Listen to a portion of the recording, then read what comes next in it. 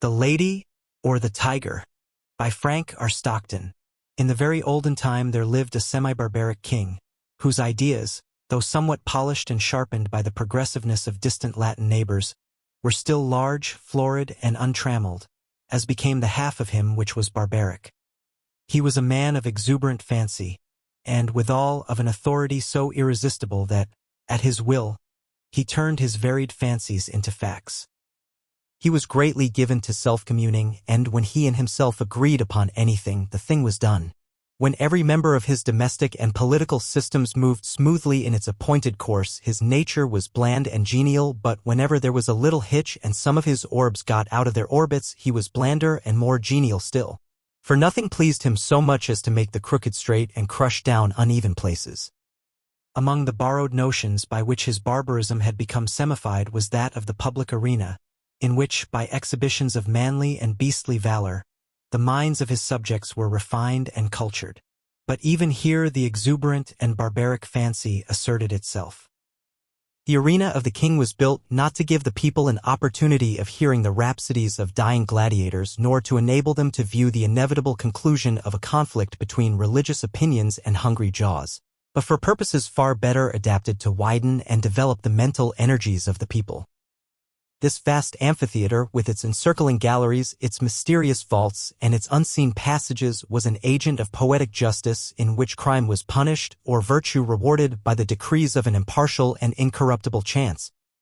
When a subject was accused of a crime of sufficient importance to interest the king, public notice was given that on an appointed day the fate of the accused person would be decided in the king's arena, a structure which well deserved its name, for although its form and plan were borrowed from afar, its purpose emanated solely from the brain of this man, who, every barleycorn a king, knew no tradition to which he owed more allegiance than pleased his fancy, and who engrafted on every adopted form of human thought and action the rich growth of his barbaric idealism.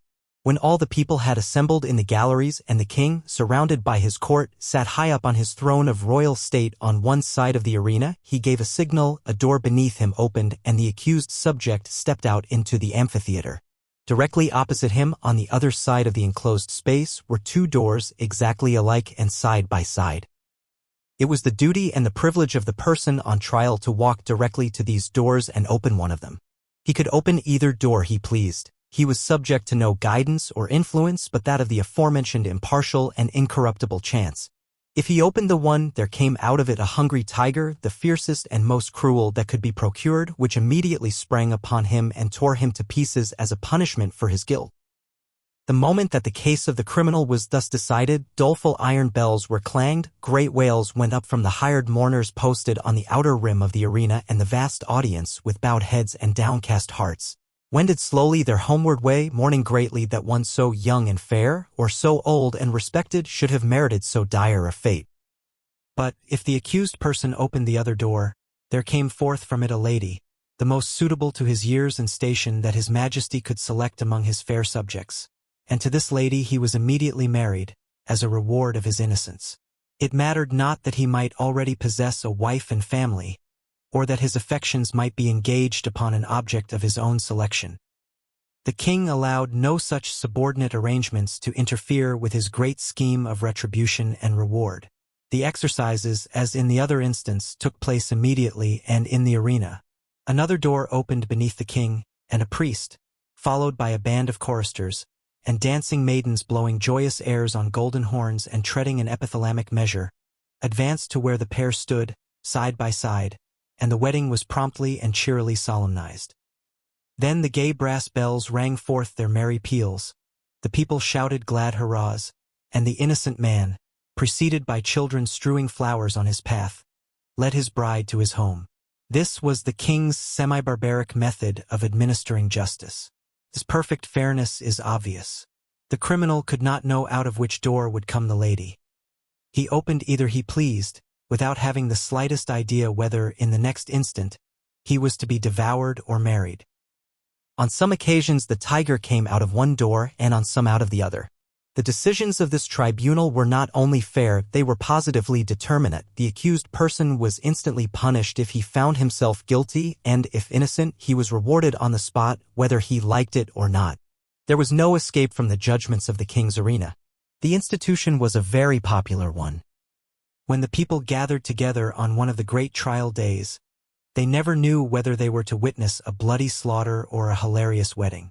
This element of uncertainty lent an interest to the occasion which it could not otherwise have attained. Thus, the masses were entertained and pleased, and the thinking part of the community could bring no charge of unfairness against this plan. For did not the accused person have the whole matter in his own hands? This semi-barbaric king had a daughter as blooming as his most florid fancies and with a soul as fervent and imperious as his own. As is usual in such cases, she was the apple of his eye and was loved by him above all humanity. Among his courtiers was a young man of that fineness of blood and lowness of station common to the conventional heroes of romance who love royal maidens. This royal maiden was well satisfied with her lover, for he was handsome and brave to a degree unsurpassed in all this kingdom, and she loved him with an ardor that had enough of barbarism in it to make it exceedingly warm and strong. This love affair moved on happily for many months until one day the king happened to discover its existence. He did not hesitate nor waver in regard to his duty in the premises. The youth was immediately cast into prison, and a day was appointed for his trial in the king's arena. This, of course, was an especially important occasion, and His Majesty, as well as all the people, was greatly interested in the workings and development of this trial. Never before had such a case occurred. Never before had a subject dared to love the daughter of the king. In after years such things became commonplace enough, but then they were in no slight degree novel and startling. The tiger cages of the kingdom were searched for the most savage and relentless beasts, from which the fiercest monster might be selected for the arena. And the ranks of maiden youth and beauty throughout the land were carefully surveyed by competent judges in order that the young man might have a fitting bride in case fate did not determine for him a different destiny. Of course, everybody knew that the deed with which the accused was charged had been done. He had loved the princess, and neither he, she, nor anyone else thought of denying the fact. But the king would not think of allowing any fact of this kind to interfere with the workings of the tribunal, in which he took such great delight and satisfaction.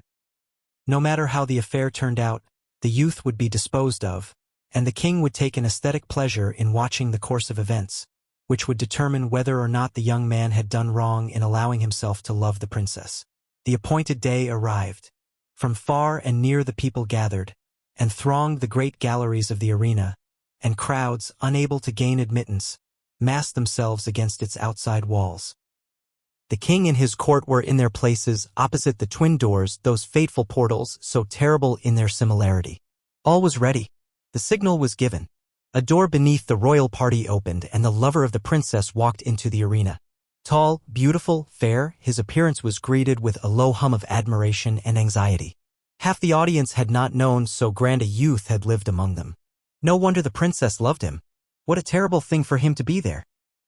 As the youth advanced into the arena, he turned, as the custom was, to bow to the king, but he did not think at all of that royal personage. His eyes were fixed upon the princess, who sat to the right of her father. Had it not been for the moiety of barbarism in her nature, it is probable that lady would not have been there, but her intense and fervid soul would not allow her to be absent on an occasion in which she was so terribly interested. From the moment that the decree had gone forth that her lover should decide his fate in the king's arena, she had thought of nothing, night or day, but this great event and the various subjects connected with it. Possessed of more power, influence, and force of character than any one who had ever before been interested in such a case, she had done what no other person had done. She had possessed herself of the secret of the doors. She knew in which of the two rooms, that lay behind those doors, stood the cage of the tiger with its open front, and in which waited the lady. Through these thick doors, heavily curtained with skins on the inside, it was impossible that any noise or suggestion should come from within to the person who should approach to raise the latch of one of them. But gold, and the power of a woman's will, had brought the secret to the princess. And not only did she know in which room stood the lady ready to emerge, all blushing and radiant, should her door be opened, but she knew who the lady was. It was one of the fairest and loveliest of the damsels of the court who had been selected as the reward of the accused youth, should he be proved innocent of the crime of aspiring to one so far above him, and the princess hated her. Often had she seen, or imagined that she had seen, this fair creature throwing glances of admiration upon the person of her lover, and sometimes she thought these glances were perceived, and even returned. Now and then she had seen them talking together. It was but for a moment or two, but much can be said in a brief space. It may have been on most unimportant topics, but how could she know that? The girl was lovely, but she had dared to raise her eyes to the loved one of the princess. And, with all the intensity of the savage blood transmitted to her through long lines of holy barbaric ancestors, she hated the woman who blushed and trembled behind that silent door. When her lover turned and looked at her, and his eye met hers as she sat there, paler and whiter than any one in the vast ocean of anxious faces about her, he saw, by that power of quick perception which is given to those whose souls are one, that she knew behind which door crouched the tiger and behind which stood the lady. He had expected her to know it. He understood her nature, and his soul was assured that she would never rest until she had made plain to herself this thing, hidden to all other lookers-on, even to the king. The only hope for the youth in which there was any element of certainty was based upon the success of the princess in discovering this mystery, and the moment he looked upon her, he saw she had succeeded, as in his soul he knew she would succeed. Then it was that his quick and anxious glance asked the question, which?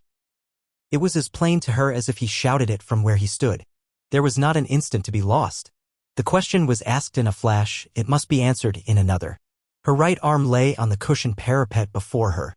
She raised her hand and made a slight, quick movement toward the right. No one but her lover saw her. Every eye but his was fixed on the man in the arena. He turned, and with a firm and rapid step he walked across the empty space. Every heart stopped beating, every breath was held, every eye was fixed immovably upon that man. Without the slightest hesitation, he went to the door on the right and opened it. Now, the point of the story is this: did the tiger come out of that door, or did the lady? The more we reflect upon this question, the harder it is to answer. It involves a study of the human heart which leads us through devious mazes of passion out of which it is difficult to find our way. Think of it, fair reader, not as if the decision of the question depended upon yourself, but upon that hot-blooded, semi-barbaric princess, her soul at a white heat beneath the combined fires of despair and jealousy. She had lost him, but who should have him? How often, in her waking hours and in her dreams, had she started in wild horror and covered her face with her hands as she thought of her lover opening the door on the other side of which waited the cruel fangs of the tiger. But how much oftener had she seen him at the other door? How in her grievous reveries had she gnashed her teeth and torn her hair when she saw his start of rapturous delight as he opened the door of the lady. How her soul had burned in agony when she had seen him rush to meet that woman, with her flushing cheek and sparkling eye of triumph. When she had seen him lead her forth, his whole frame kindled with the joy of recovered life. When she had heard the glad shouts from the multitude and the wild ringing of the happy bells. When she had seen the priest, with his joyous followers, advance to the couple and make them man and wife before her very eyes. And when she had seen them walk away together upon their path of flowers, followed by the tremendous shouts of the hilarious multitude, in which her one despairing shriek was lost and drowned. Would it not be better for him to die at once and go to wait for her in the blessed regions of semi-barbaric futurity? And yet, that awful tiger, those shrieks, that blood. Her decision had been indicated in an instant, but it had been made after days and nights of anguished deliberation.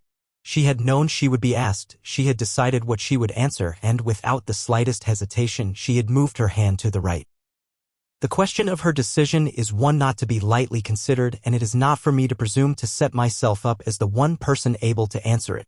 And so I leave it with all of you, which came out of the open door, the lady or the tiger? Thank you for listening to The Lady or the Tiger? By Stockton.